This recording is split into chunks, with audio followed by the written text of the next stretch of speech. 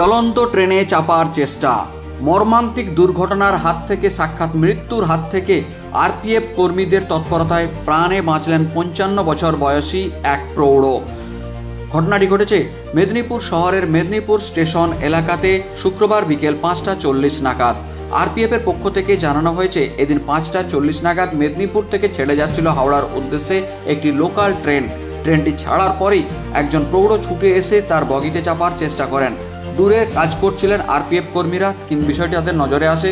তখনই দেখতে পান যে ওই প্রৌঢ় ছুটে এসে ট্রেনের হ্যান্ডেল ধরে ওঠার সময় স্লিপ করে পড়ে যান।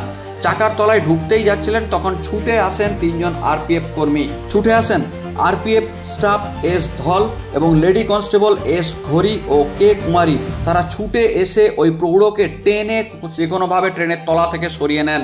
প্রাণে রক্ষা পেয়ে যান ওই প্রৌঢ়। ওই প্রৌঢ়ের নাম বিমল দে। তার বাড়ি ও পরিচয় জেনে তাকে বাড়ি ফেরানোর ব্যবস্থা করে রেলওয়ে। তবে পুরো ঘটনাটি নজরে আসে সিসিটিভির।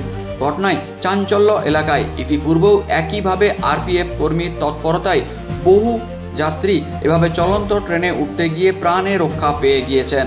ফের একই ঘটনা এবার সিসিটিভি ক্যাপচার হলো এবং তৎপরতা আরপিএফ এর কর্মীদের প্রকাশ্যে এলো। অনেকেই ধন্যবাদ জানিয়েছেন ওই কর্মীদের তথা আরপিএফ কর্মীদের এই তৎপরতাকে।